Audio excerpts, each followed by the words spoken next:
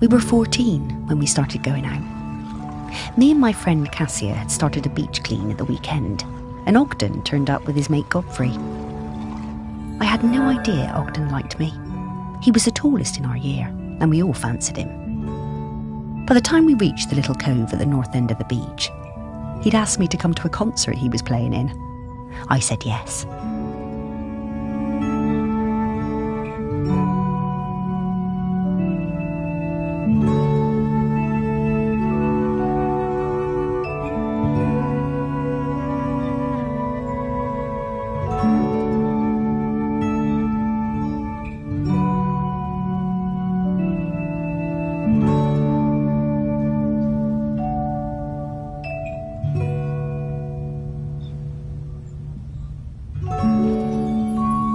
We'd been going out for a few years when I applied to Floristry College on the mainland. I didn't tell Ogden. I didn't believe I'd get in, and didn't want him to think I was trying to get away from him. Ogden might have looked mature and confident, but he was a gentle soul, not nearly as sure of himself as he looked.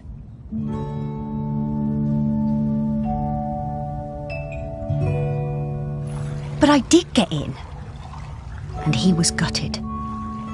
I felt terrible. I didn't want to hurt Ogden. He said he didn't mind, but I could see he was covering. My last week on Shelmerston was really hard. Every time I saw him, it felt so strained, and I couldn't sleep. Finally, on my last night, I made a decision. I would take an apprenticeship at the garden centre on the island instead, so we could stay together. It felt like the right thing to do. I would tell Ogden in the morning.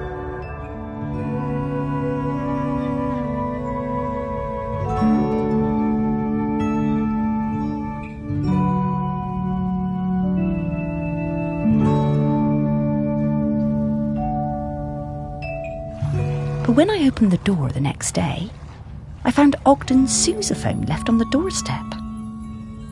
I was terrified. What did it mean? What had he done?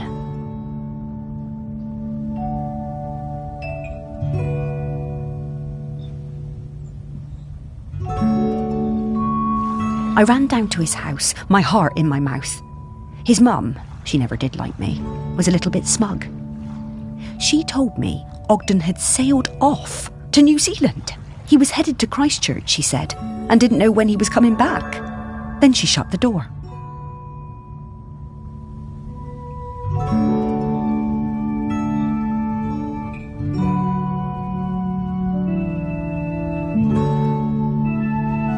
I was more than a bit tearful, but, looking back, I think we both needed to have a bit of an adventure.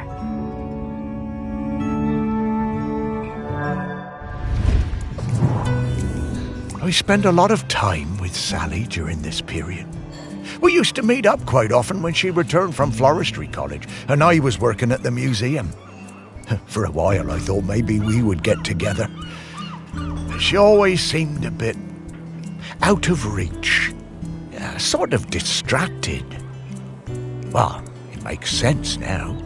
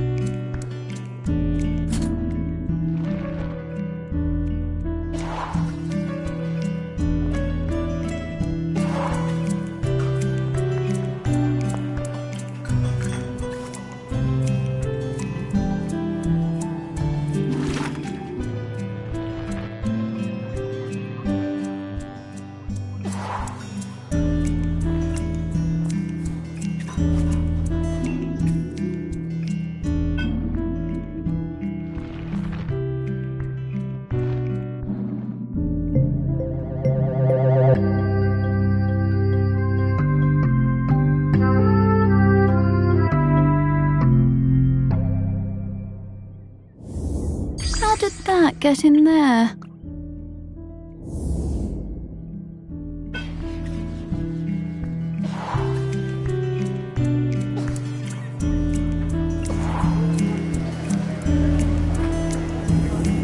I'm getting the scent of Grenkins again, Morris. I'll pop up to let you know when we're close to one.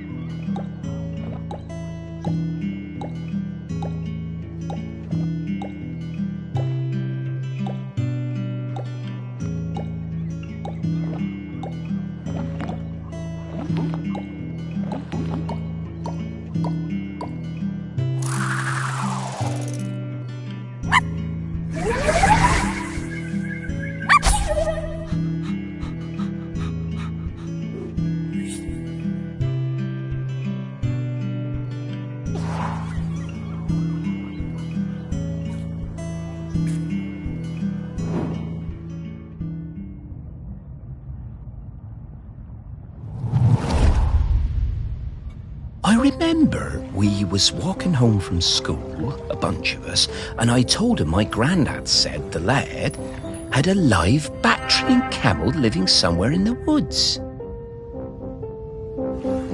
Everyone laughed, but I told them it was true. Ogden didn't believe me. Someone would have seen it. He dared me to climb in and prove it. I told him he'd have to come with me. Sneaking past the big house, we were almost caught by the gamekeeper and had to run, hell for leather, for the woods.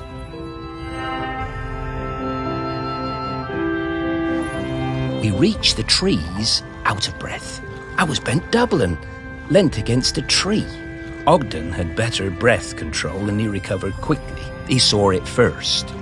The clouds parted, the moon shone down, and Ogden gasped. And then I did too. Was it? It was. The next day, we were kicking ourselves. We had no proof. No one was going to believe us. But we knew what we saw.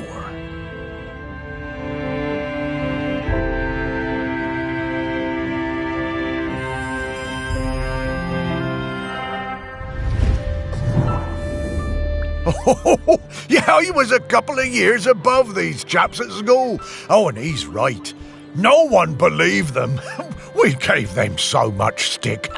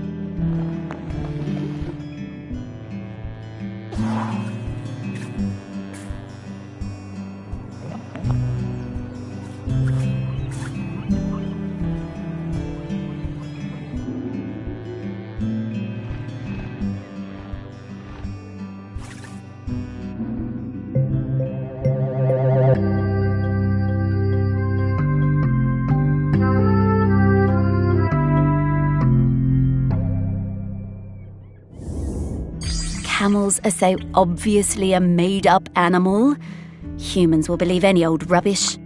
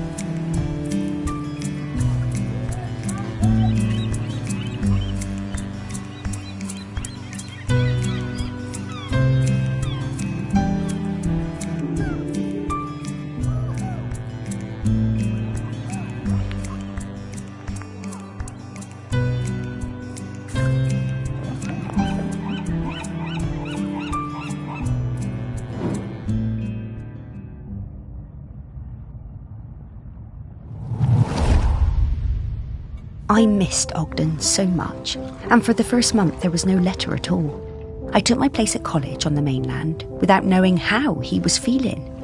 It was a shock how low it made me, even though I was working with flowers, my dream job. I threw myself into making friends and working as hard as I could. I wondered about him travelling the world, without me and without his sousaphone. What he was doing, how he was feeling.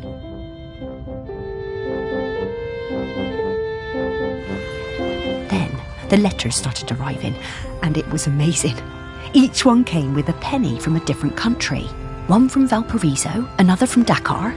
I wrote back and told Ogden about my course, trips to Kew Gardens, which were amazing. Then Ogden told me about his voyage, watching dolphins and flying fish, crossing the equator. Sometimes we were both lonely. We poured out our hearts to each other. In a funny way, I think the letters made us closer than ever.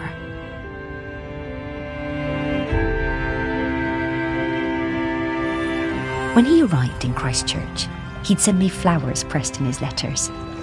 I sent him a shell from home, and then he sent me a New Zealand halfpenny. It was my favourite.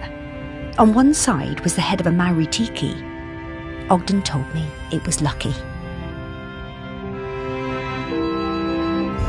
I came back to the island, and when my father died, I opened up my own florist shop on the quay. I tucked the halfpenny under the front step for luck, polished up Ogden's sousaphone and put it in the window. They both brought me luck, and the shop flourished. One day, Ogden showed up at the shop, completely out of the blue. He told me there was nowhere like Shelmerston, and no one like me. I was so thrilled to see him, I asked him to marry me there and then. He said yes.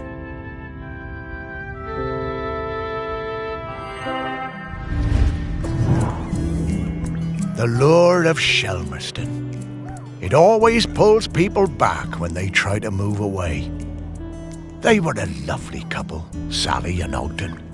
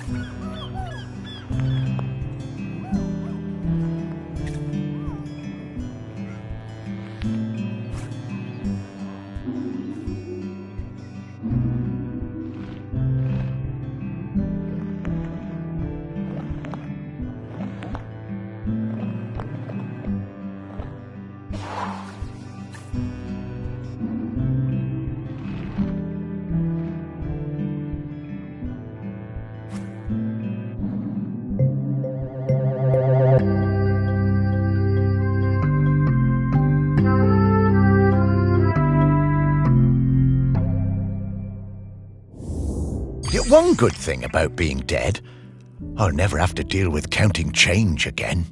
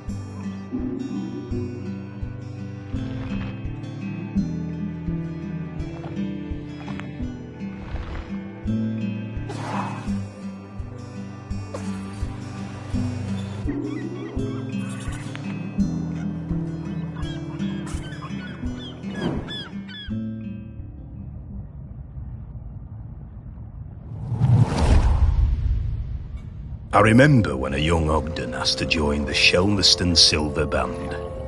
I recognised his talent immediately.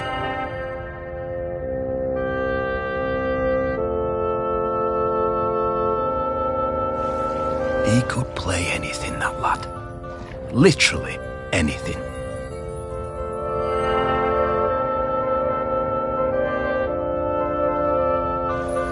Eventually he settled on the sousaphone, which he always insisted on playing with his lucky bronze mouthpiece.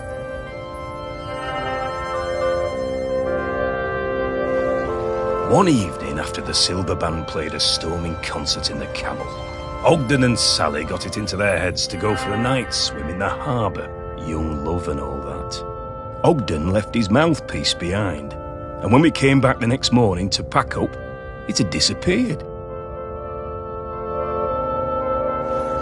It really rattled him. Ogden was worried he wouldn't be able to perform without it, but of course next time we played, he was just as good as ever.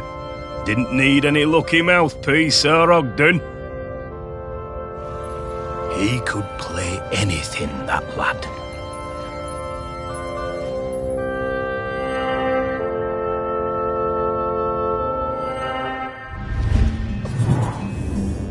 Ogden was so talented. A real virtuoso.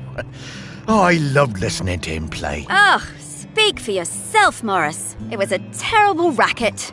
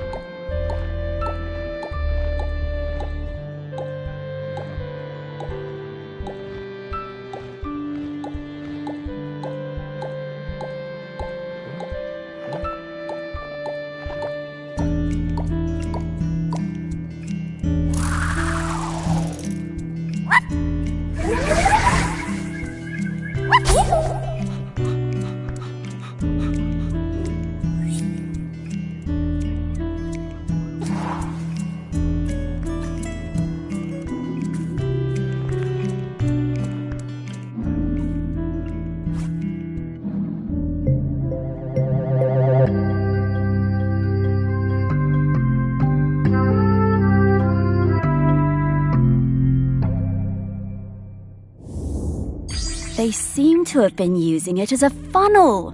These bootleggers are very resourceful.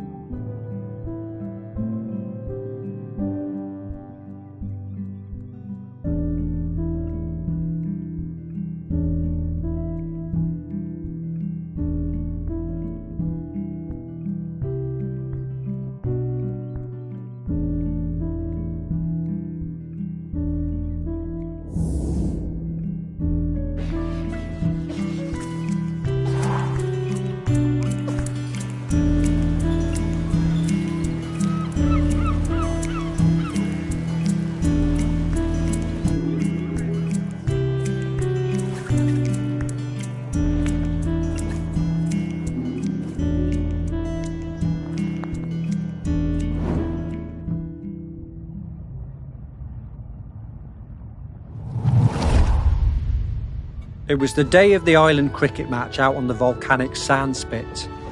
We had lost to Appledore for the past 3 years and it was my first year as captain. I didn't want another loss on my watch. Ogden had just come back from New Zealand and told me he'd be up for it. I wasn't sure. I remembered Ogden from school. He was lanky and good in the field, but batting... not sure.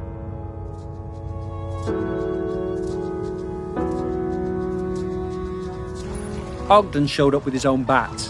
He told me he'd won it in a pub in Dunedin and that it had belonged to a famous New Zealand player. I wondered whether I should put him into bat at all, but Ogden whispered to me that he'd been playing on deck all the way home. I knew Ogden wasn't a bluffer, but he was never the guy who got picked for the first team at school.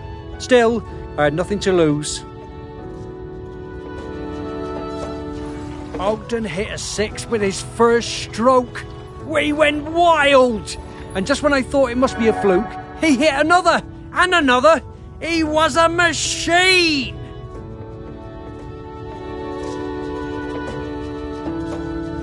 Ogden hit so many cricket balls out into the sea that we had to stop play. We'd run out.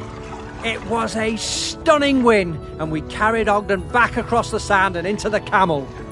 Even though he'd won the match pretty much single-handedly, he insisted it was all down to the bat and plenty of practice. Ogden was solid gold.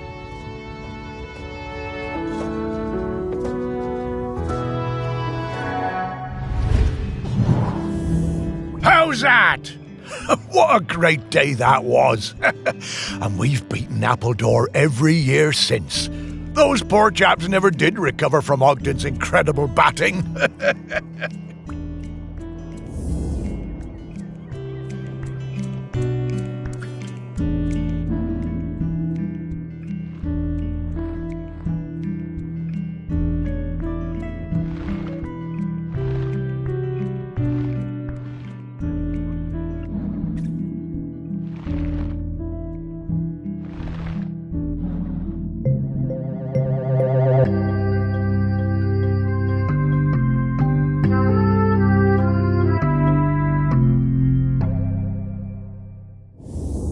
Hey, Morris, remember when we found one of these heavy balls on the beach and I dropped it on your toe?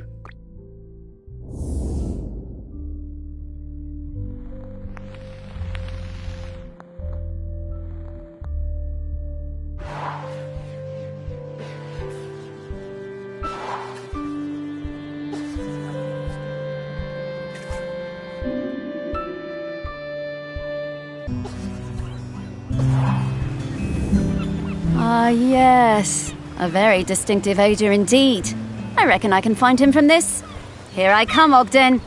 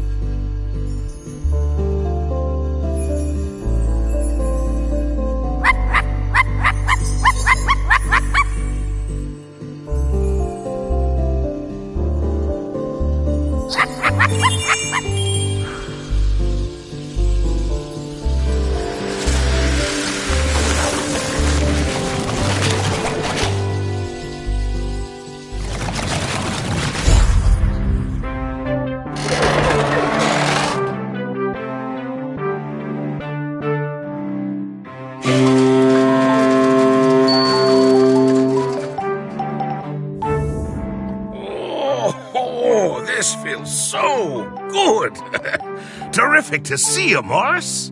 Oh, it's great to see you too, mate. Have a stretch, Ogden. We have a question for you. Sparky! Owner of the very finest singing voice on the island. What can I do for you? Well, it's about the custodian. We need a replacement. Ah, yes. I've heard that volcano rumbling. Poor Aggie must be very tired. Yes, she is. We need a replacement. Oh, you want me to be the custodian? Well, I'm honored, but I can't. Are you sure? The island is in dire need. I know, and I sympathize, but Sally is the other half of me. I need to watch over her. Everything else may be changing, but she's my constant, and I'm hers. I need to go into the West with her when it's her time. Yes, I understand.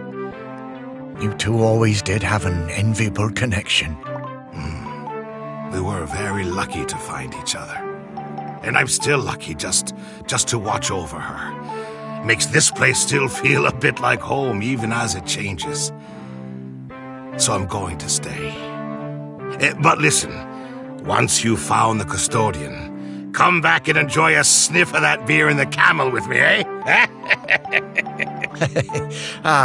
Sure, Ogden. Well, see you around.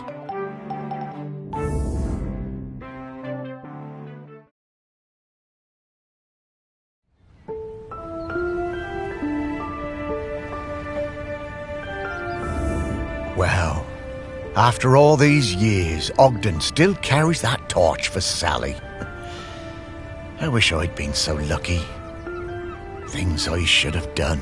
You were busy with the museum, Morris. And you did walks, and you did fetch, and belly rubs, and... Yeah, all right, yes. I was very busy. Thank you for reminding me. You did plenty. But now you need to find the next custodian. Hey, how long has Aggie been custodian? Oh, a little while now. You've met her, actually. I have? Well, her body, anyway. In the museum. What? Her body? In the museum? Oh, wait! That's right, Morris. The Bog Lady. The Bog Lady of Shelmerston. What, that's Aggie? Mm-hmm. Well, that's her body anyway. Her spirit is all around us, of course. But Aggie is Bronze Age. 3,000 years. She's been custodian all that time? Yep. Wow. No wonder she's tired. More tired every minute. We need to get to the next prospect. Greg Litherland, at the campsite. Greg. Okay.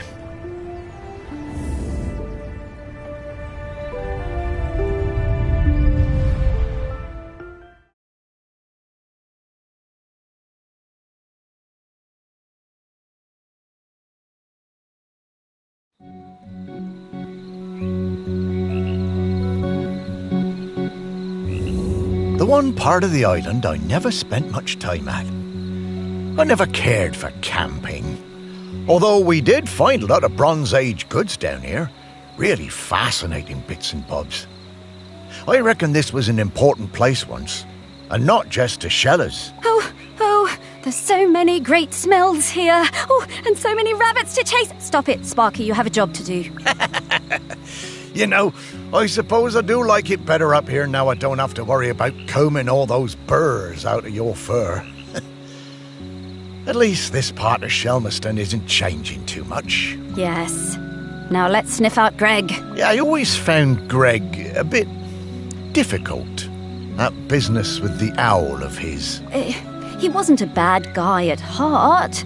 Just liked animals a bit more than people, sometimes. Maybe. But who can blame him? Let's find some people who remembered him. Dig a little deeper. Memories of Greg Litherland. Here we come.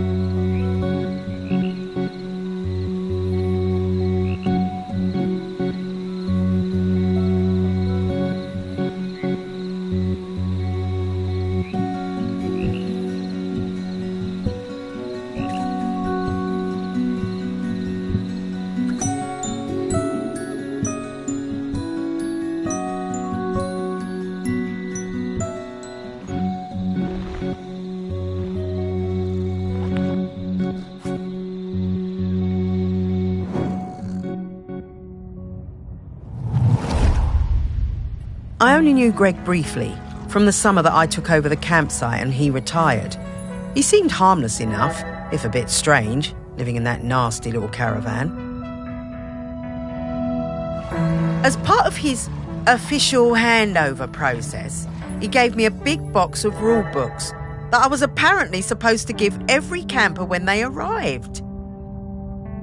I couldn't believe them. The amount of inches apart each tent had to be, the angle of pitch, permitted colours of guy ropes.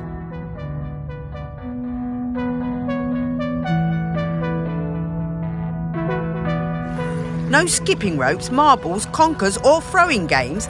No singing with hand drums. I built a huge fire on the beach, invited the whole site for a big party and burned the lot.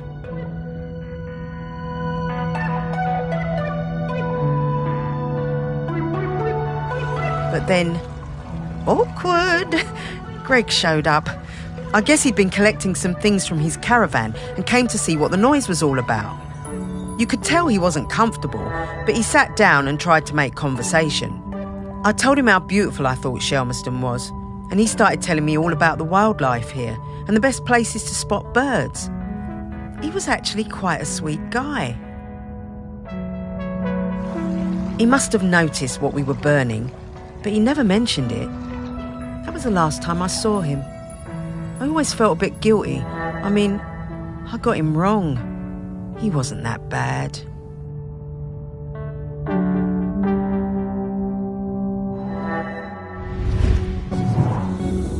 Well, it's a good thing she kept one of them. It must be around here somewhere.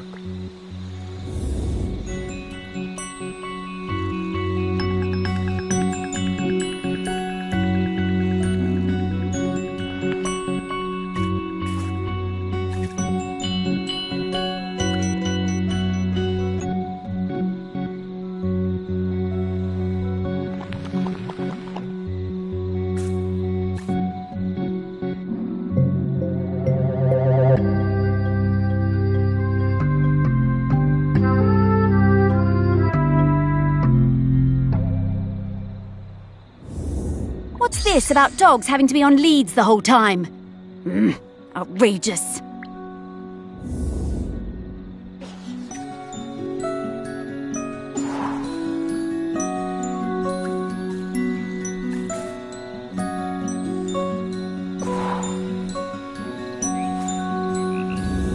I'm getting the scent of Grenkins again, Morris.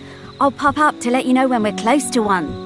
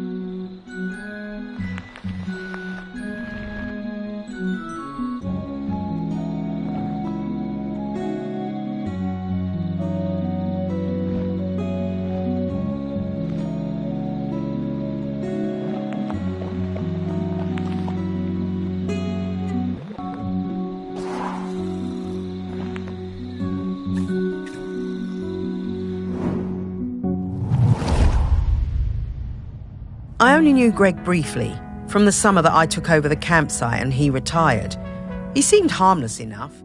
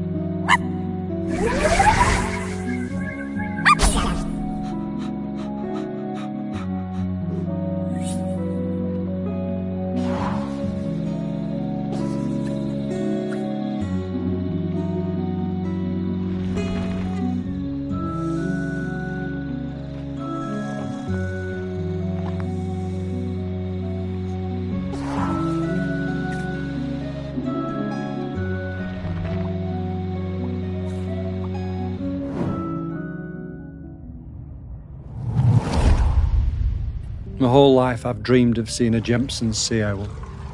One day, I read the news that a guy on this little island called Shelmerson had discovered one. I had to see it. The only B&B on the island booked up really fast, so I decided to stay at the temporary campsite set up by the guy who discovered the sea owl, Greg Litherland. The atmosphere was amazing. There were twitchers from all over the world come to see it. Greg had given the owl a name, David Abrahams. A bit weird, but I guess he was the one who found it. And because it had no mate, it was lonely, and he'd made a model female owl out of concrete. That was quite impressive.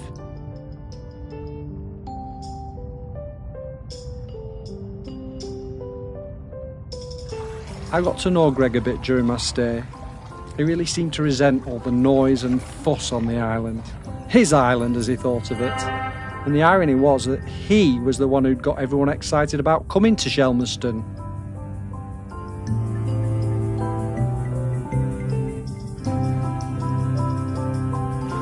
Greg told us he'd take us up in groups to the owl's nest site, but I snuck up early with my camera. It saw me and it flew off hooting and I didn't get a picture. I was gutted. I had to make do with a picture of the model. He wasn't the same.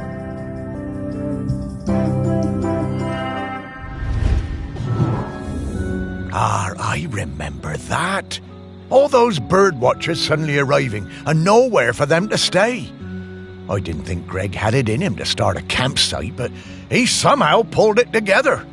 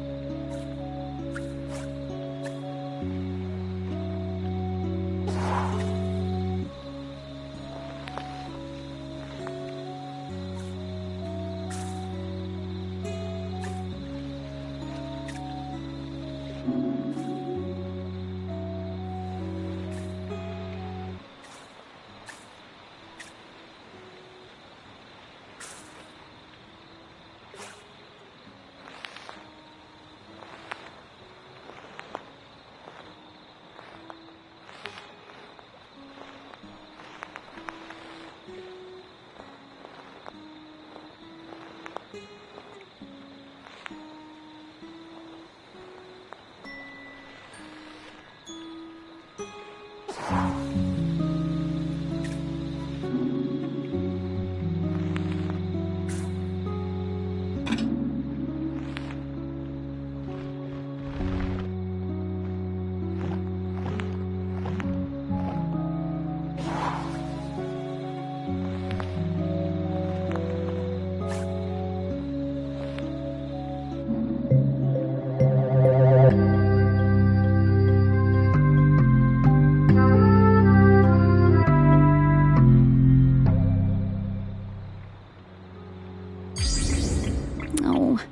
poor old David Abrahams.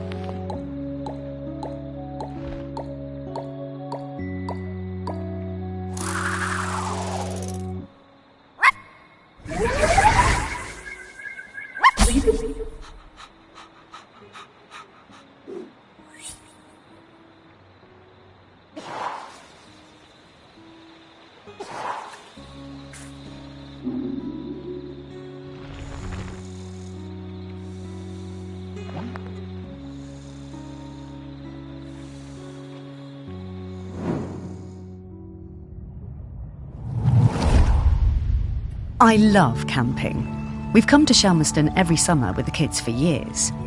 OK, our tent is a bit bright, but that means the kids can always see it.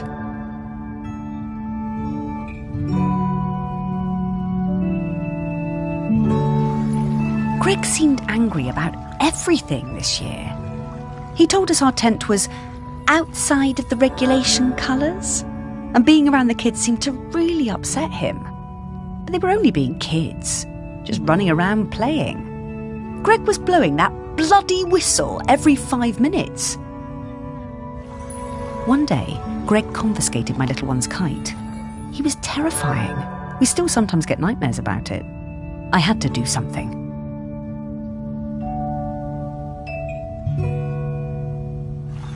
When I saw Greg put the whistle down, I pinched it and took out the pea. You know, the thing that makes the noise. I threw that pea somewhere Greg would never find it. You should have seen his face when he blew his whistle and nothing happened.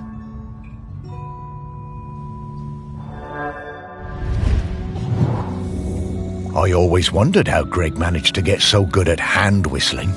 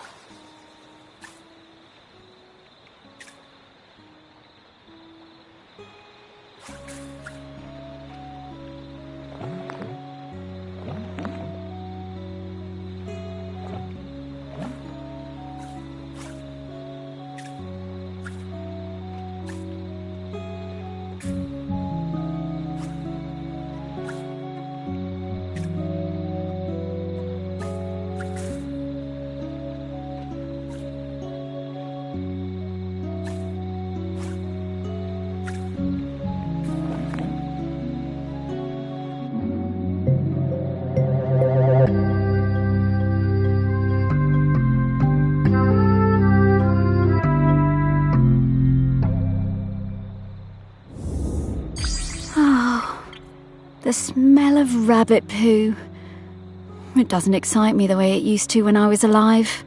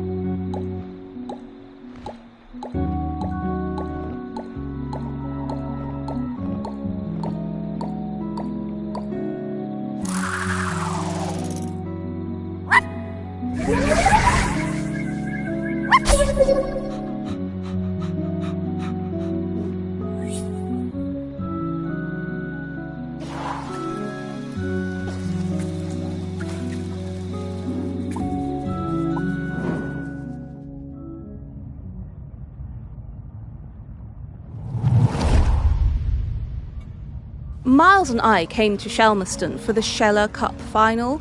Miles was the world champion for ages. Greg, the campsite manager, was a huge Sheller fan. Always gave us the best pitch on the campsite. Miles was up early every morning, training for the big race. Greg would always be lurking in the background, taking photos. It became rather annoying.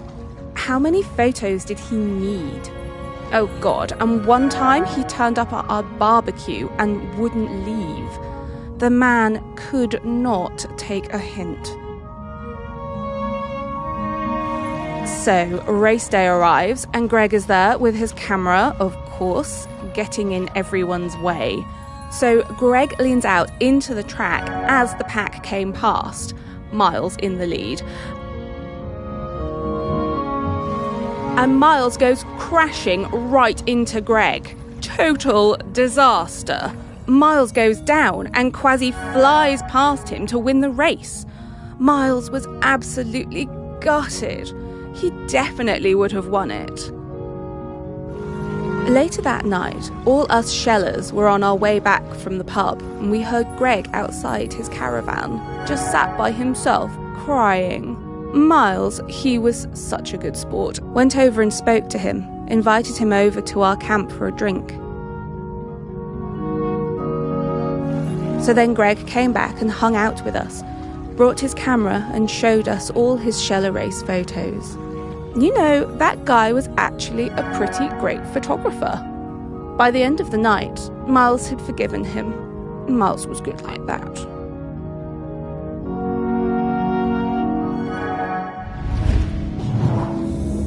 Shellers? I've never understood the appeal of that. Seems bloomin' uncomfortable to me. Poor old Greg. He was always rubbing people up the wrong way, but he meant well. And he really loved this place.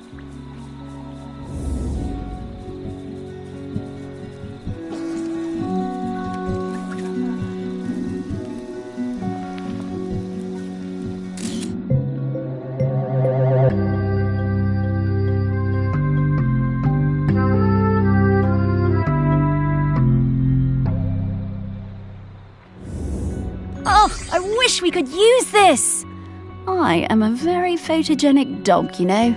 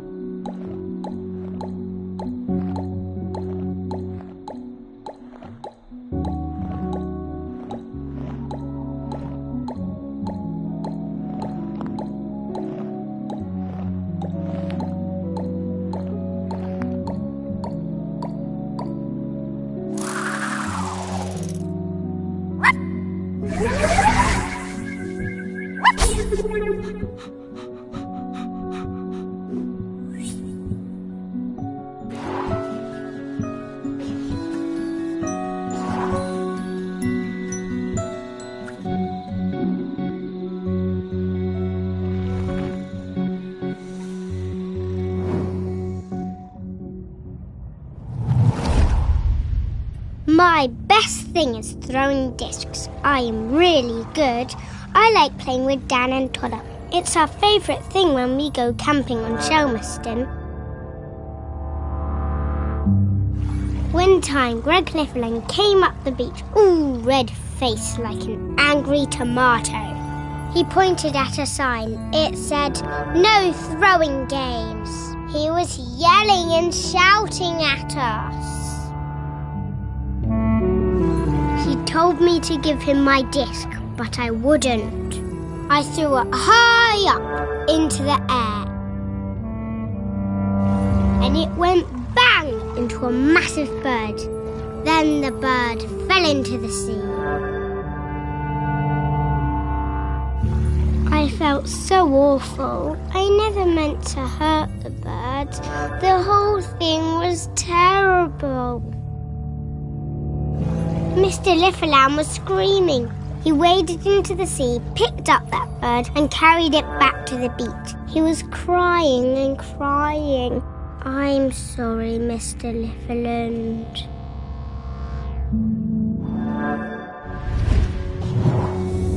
Oh, Greg.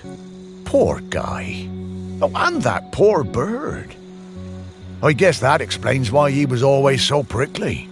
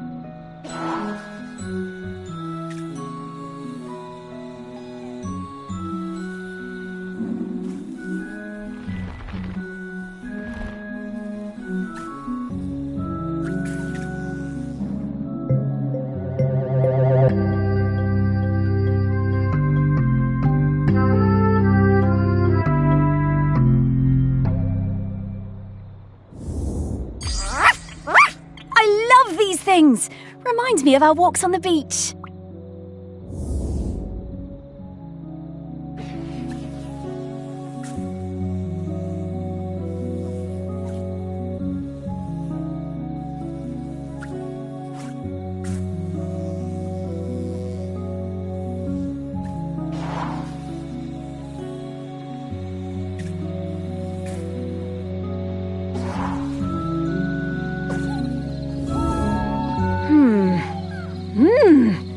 Woof! Okay, I've got his scent. It was quite faint, but I'm a very good dog. Let's go find him.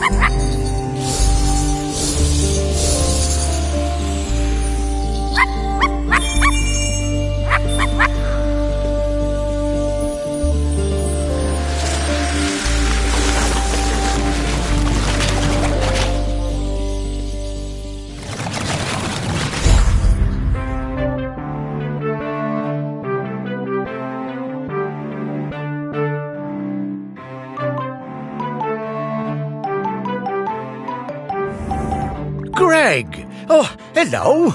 Morris, what are you doing here? Oh, hello there, pup. Hi, Greg. You can talk now. Rather prefer my animals when they don't talk. Yeah, Greg, we need to ask you, would you be interested in being the next island custodian? It's a very important job. Oh, no, absolutely not. This is your mess, and you can sort it out. My mess? Well, how do you mean? You dug her up. I warned you, and I warned you when we were still alive that those archaeological digs were a bad idea. And now we know exactly how bad. Well, now hold on, Greg. That's not how that works. Oh, isn't it, talking dog? 3,000 years, no eruptions. You dig Aggie up, and then suddenly her grip on the island is weakening. Well, some coincidence that sounds like. I didn't. I never did. No. There's no way I'm doing that job.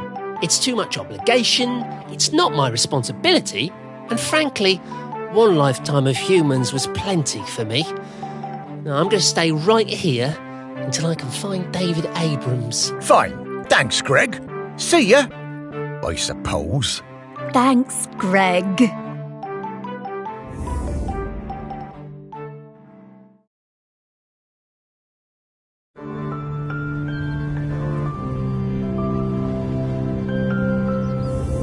It's not looking good, is it, old girl? Don't worry, Morris. I hate it when you worry. It makes me nervous. He's waiting for David Abrams. I guess I'm like him in that way. The most important person in my life wasn't technically a person, or like an island. Yes, the island. This island. A whole island's worth of people and stories. Not like Greg at all. Everyone loves you. Really? Well, loved me, perhaps, past tense. No, they still do. And there's one more person who loves you we need to talk to. Our last prospect.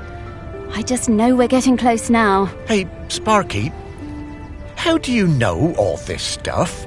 I mean, you're just my dog, aren't you? Well, nobody is just anything, Morris.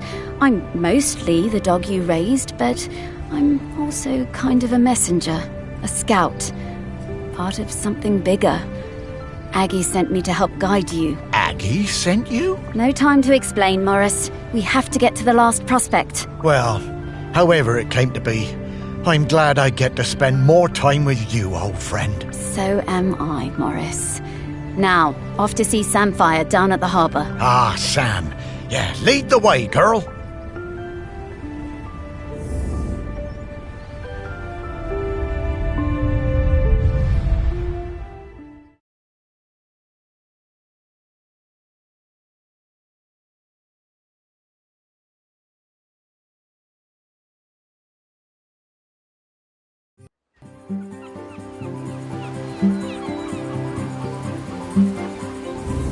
Ah, the harbour. I always loved watching the boats come in and out. Never did get around to expanding the fishing exhibit, did I? You remember coming down here with me? Well, I'd have liked it better if you'd have let me swim. I love your confidence, Sparky. But you always thought yourself a bigger dog than you actually were. Oh. Lots more boats than there used to be, though, aren't there? Certainly are. Shelmerston got busy. Though this is busier than even I remember. Say, how long have we been doing this search? Oh, I don't know, Morris. Once you're dead, time seems to be a bit less important. Does it? Oh, I don't know. I suppose it seems a bit galling that time and everything else keeps moving even though I've stopped. Makes a man feel unimportant. Oh, you're not unimportant, Morris. You're saving the island. And to do that, we better go find some people who remember Samfire. Yes, Sam surely understands the feeling of watching everything change.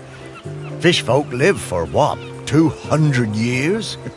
That's no small amount of change. Not volcano change, though, Morris. And that's what we need to avoid. Off we go!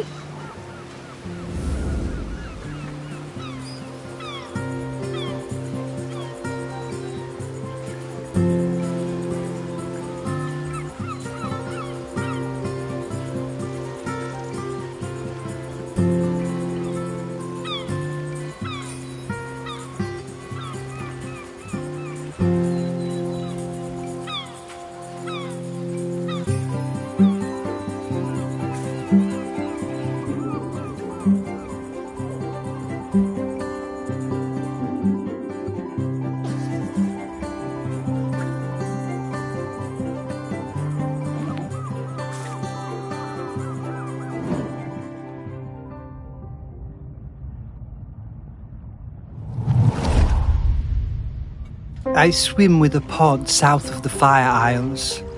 I believe the dry-siders call the larger one Shelmerston.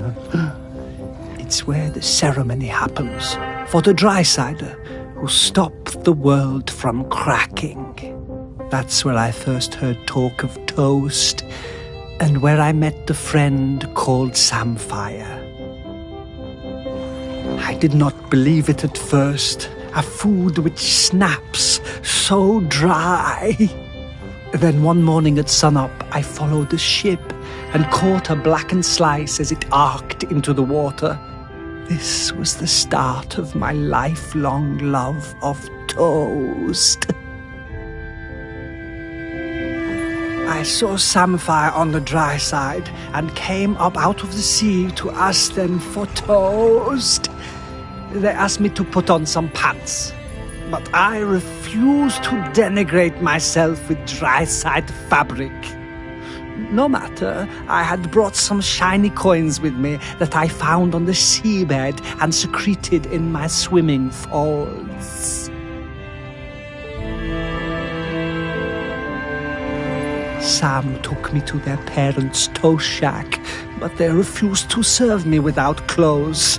They also told me that my shiny coins were unsuitable, too old. So Sam lent me some trousers, and I swept the toast shack in return for crispy slices. Sam taught me some of the ways of the dry-siders, but to be honest, I'm only interested in the toast. I never wanted to eat anything else. Sam understood this. I spend my nights swimming through the black waters of the deepest ocean trenches. By day, I come up onto quayside and fill up on the finest crusted seedy bloomer, almost black, no butter.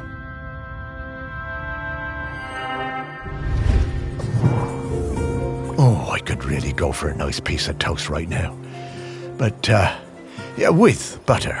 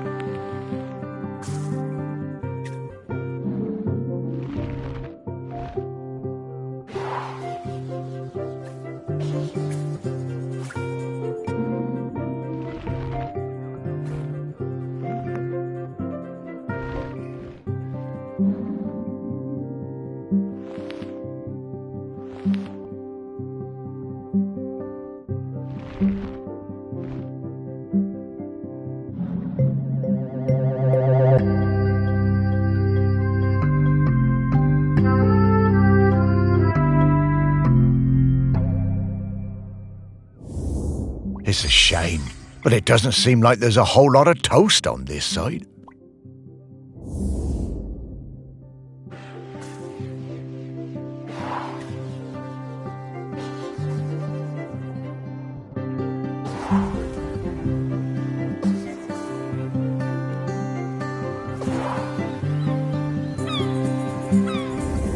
I'm getting the scent of Grenkins again, Morris.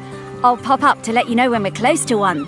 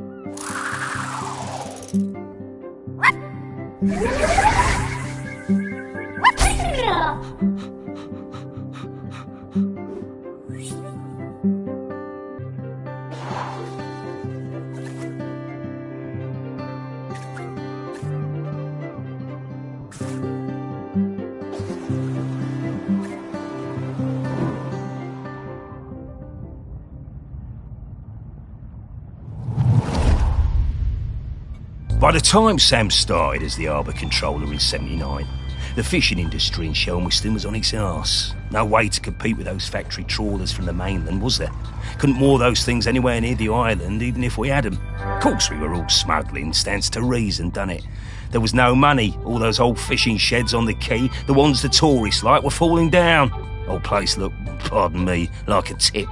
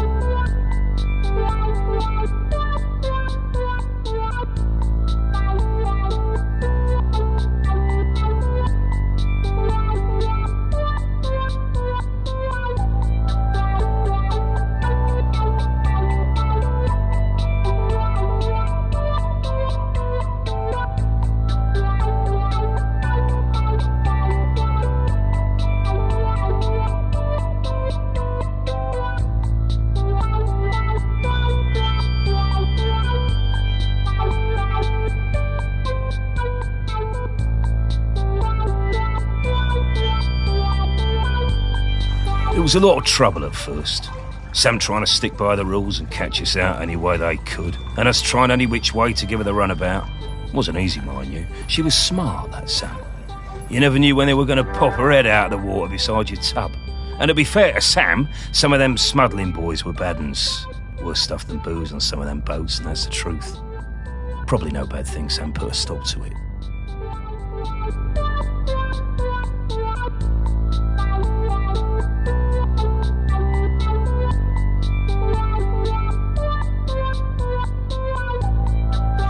But in time, Sam started to see how things were, how we do things, and we came to an understanding of sorts. If Sam turned a blind eye to a bit of the decent stuff, the harmless stuff, then we'd report the worst of it. I mean, we all want to keep the seas safe, stands to reason. Plus, Sam was partial to a bottle or two of the sheep shank on occasion. Oh, yeah.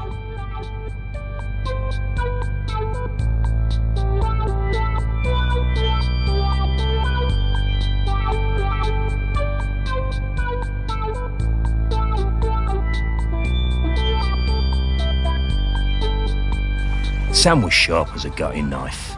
They made us hand over some of the, shall we say, dividends to fix up the quay. All them sheds and that. Make them into something we'd be proud of. Turn things around for Shelmerston, that did. Now we get more of those tourists since the big ferry started. And they love a day out on a boat. Can takes them all out, he does.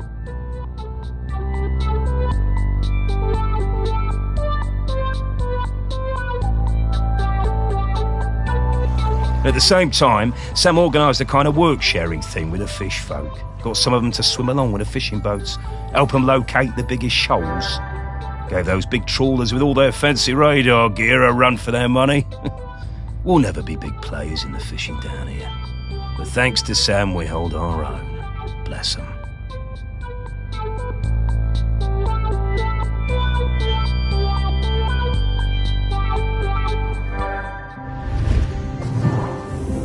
I reckon I still have a bottle or two of sheep shank stashed away at the museum. Don't suppose anyone will ever drink them now.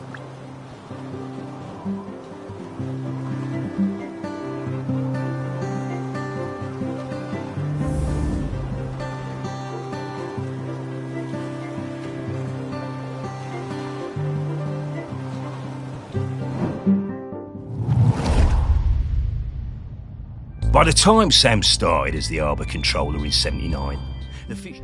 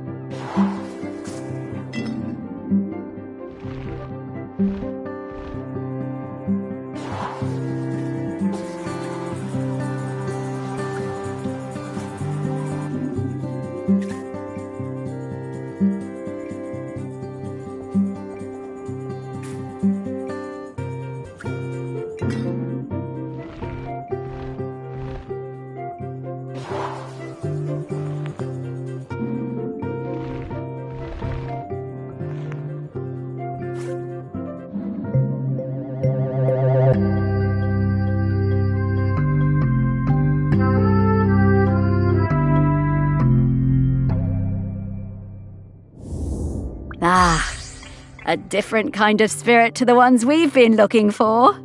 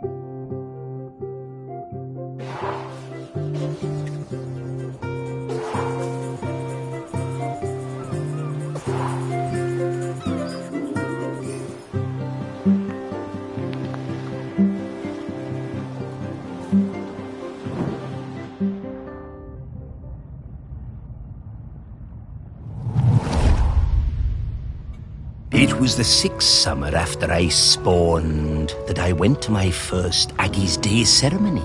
You know, Aggie, the dry cider who saved the world from cracking in two. We don't go on land until we're 6 years old. It's all swimming, wafting around. Standing up is hard at first, the weight distribution. Anyway, I went up dry side for the ceremony, and that was where I first met Sam.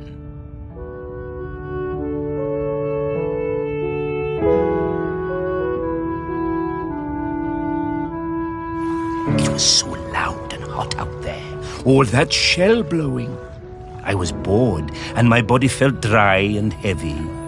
I was too young, really. There were souvenir stalls selling bracelets with little stones of polished lava. I wanted one so bad I would not shut up about it. Sam saw I was fed up. They took me up the beach, away to the dunes, and Sam gave me a little polished stone of my own to play with. Had a heart of gold, they did. It wasn't until years later that I found out it was a tiny replica of the one Aggie died on. We became good friends. Sam helped a lot. They were always on my side. My pod, we were quite traditional, didn't like us working with the dry siders, but Sam talked me into going for the job as a diver on the new harbour. If it wasn't for them, I don't think I'd have tried.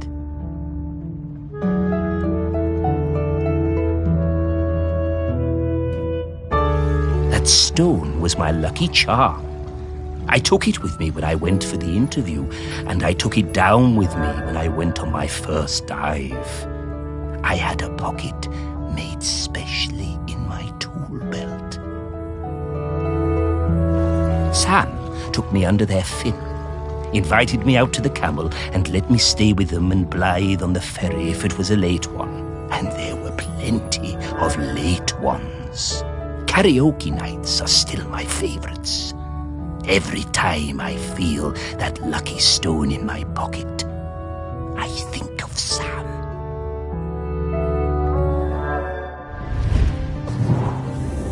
I remember all the fish folk coming up on the beach for Aggie's Day when I was a lad. Seems less of a big deal these days. I guess they still celebrate it, but, well, it's a lot more sedate. Back then, it was a huge event.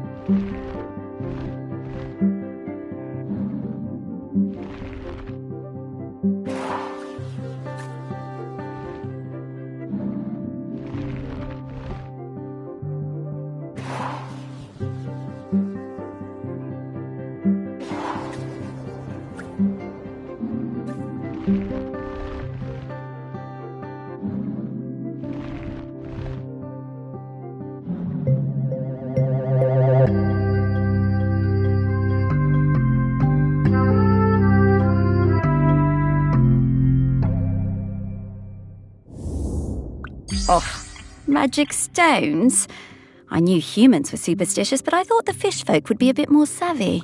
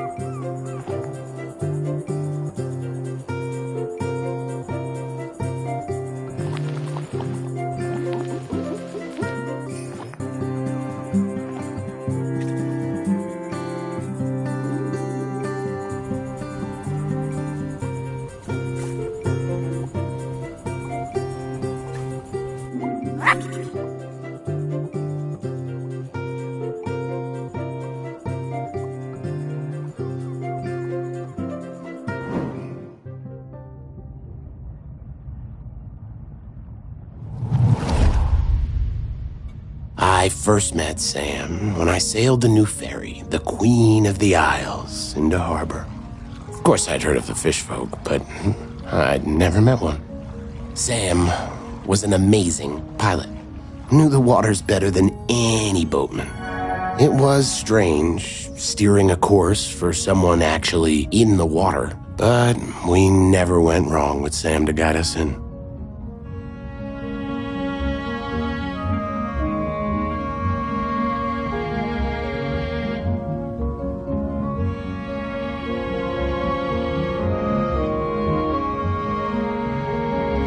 Next time I was in Chelmerston, we went for a drink at the Camel.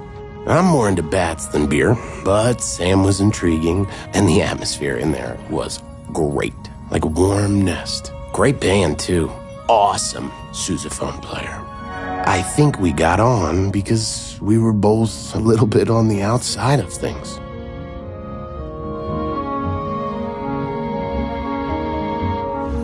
Sam invited me over for toast and hot chocolate. Honestly, hot chocolate doesn't do it for me. But the toast, that multi-seed bread. Sam made the best toast. I told Sam that next to a good cuttlefish bone, that it was my favorite snack.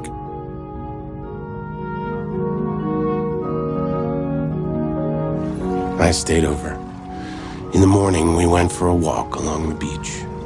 And just as the sun was rising, I took them flying on my back. We went up and looked down over the islands. Sam wasn't scared at all. They said it was like swimming through the air.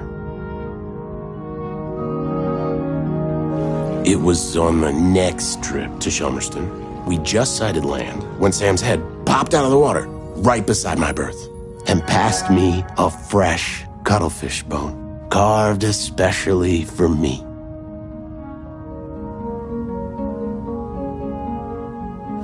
When we moved in together, it was the best day of my whole life.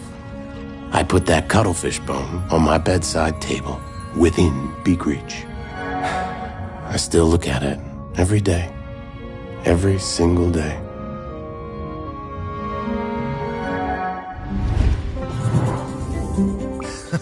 I just remembered that time Blythe and I did a duet at the karaoke. I can't believe I agreed to it. Must have had a few too many. I never knew how Sam and Blythe met.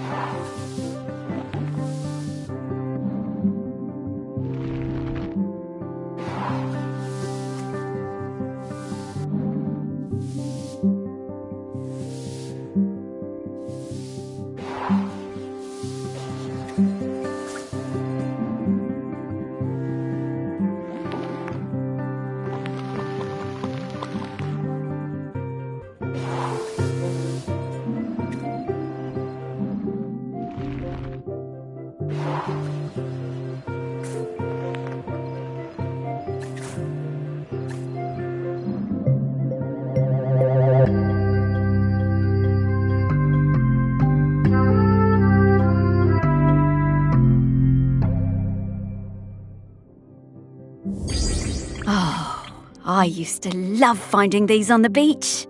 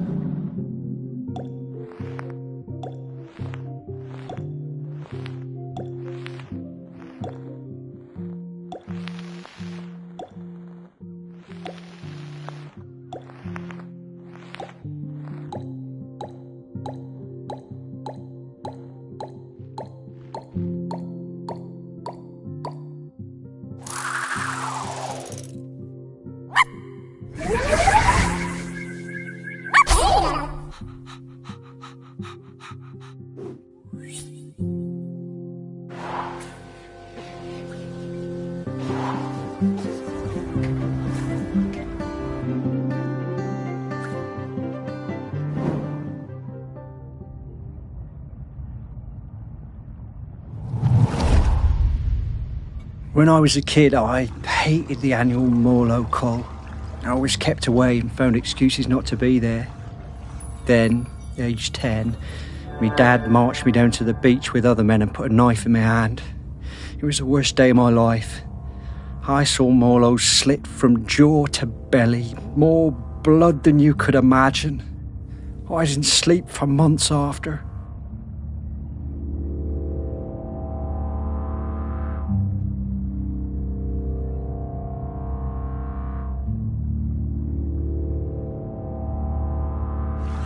But you grow up, don't you?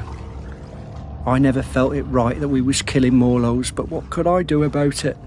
I was just a fisherman. One day I see Samfire, the new harbour officer, handing out leaflets on the quayside. Stop that, Col.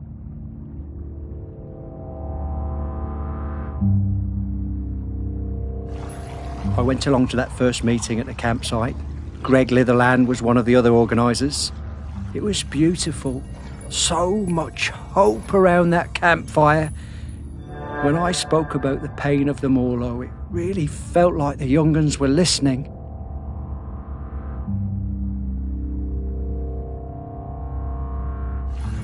Me, Sam and Greg held regular events to raise funds for badges and patches. I was proud to wear mine on me best Gansey.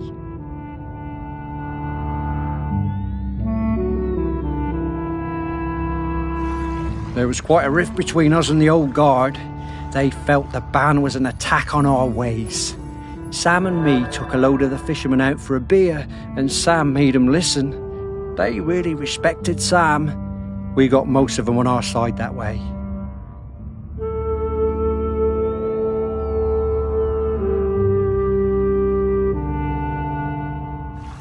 By 87, we finally felt like we had enough support to push for change. So the week before the Morlow showed up, we organised a mass dying on the beach. There were loads of us lying down on that sand, islanders, fishermen, fishfolk all together.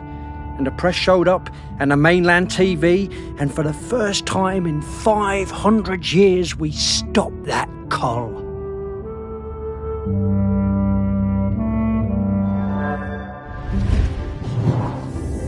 I'm so glad we don't do that cull anymore. I was proud of Sam and that lot when they finally made the old uns see sense. And, well, I did my part. Held a lot of those early meetings at the museum, we did.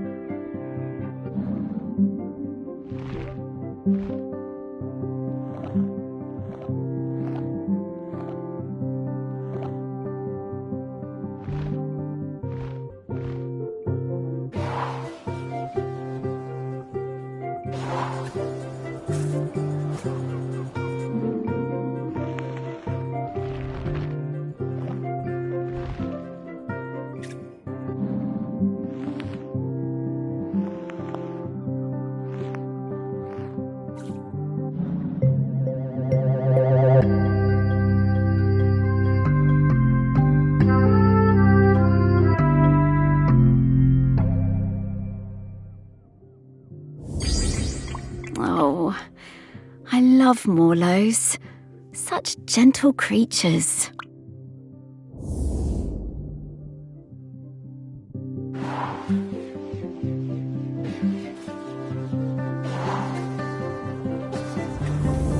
Oof, Sam. This is an easy scent profile. I'm coming, Sam.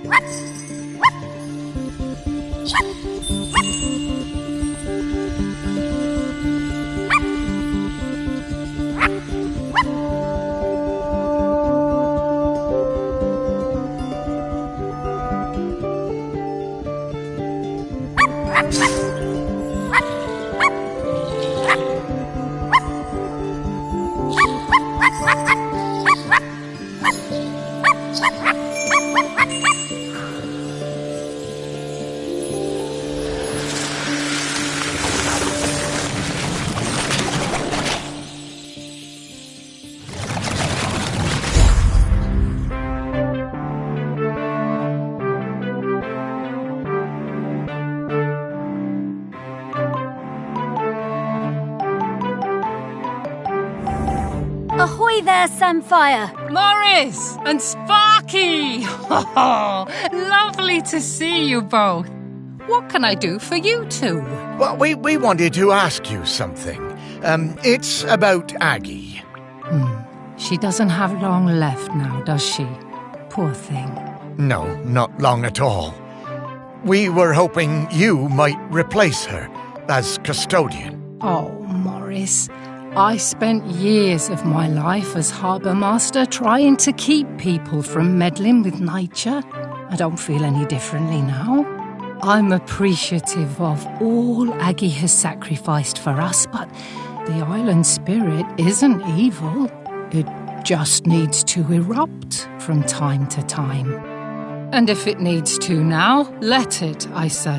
Let nature do what it must. As the fish folk say, the tides will tap. Yeah, Sam, I hear that. I really do. No, Morris. We can't just give up. Now, we'll talk about this in a bit, Sparky. Sam, it's always good to see you. Will you be around later? I think I will. A volcanic eruption is a rare and beautiful thing. I think I'd like to see it.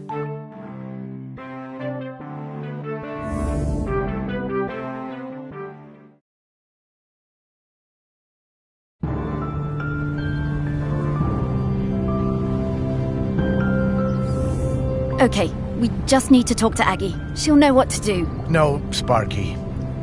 I've been thinking about it, and I think Samfire's right. I think it's maybe time to let the town go. No, Morris. It's not. No, it's all right, Sparky girl. It's over. This isn't my town anymore. The only ones around here who remember me are ghosts. That's not true. No, it is. But that's all right. Truly it is. Everything for a season and all that. And I miss the people I knew. The people who've moved on. I want to see them again. I think I will take Pete Nochop on his offer and head into the west with him. Shelmerston doesn't need Morris Lupton any longer. Morris Lupton, you will not give up. You have been granted a precious responsibility and you will honor it. Sparky? I'm sorry about that. Remember when I told you I was mostly Sparky? I am, but mostly. Then what else are you? I am the rock that you stand on. The wood you people built this town from. The magma bubbling beneath your feet. I am Shelmerston. And right now I want to erupt. But I have also made connections to the things that live here. Connections I want to keep alive. I need you, Morris. Right. Well, And I'm still your Sparky. And I need you, Morris. We all do. Oh, Sparky.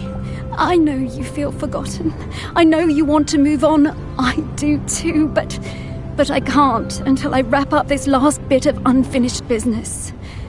Will you try one last avenue with me? If we still can't find a solution, then I'll be done. It'll all be done. And we can go into the West together. Please. All right, Sparky. One last try. But who else is there to talk to? Aggie. Aggie? But where is she? Oh, she's everywhere, isn't she? She is. But I can sniff her out. I just need some mementos. But where would we find mementos from back then? Oh, of course. Back to your museum, Morris.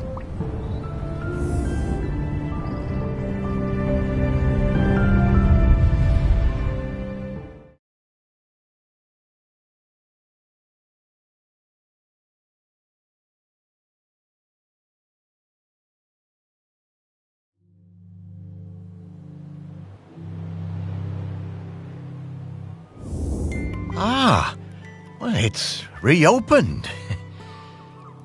Well, I suppose that's good. You need to keep up the footfall. Everything has to move on. Well, yes, but, you know, it is still your museum, Morris. It wouldn't be here without you. It was never my museum, Sparky. It was Shelmerston's. It's changing, but, you know, I think it should. So, what happens now? How do we find 4,000-year-old memories? Come with me, Morris. There's one more thing I ought to show you. Okay, Sparky.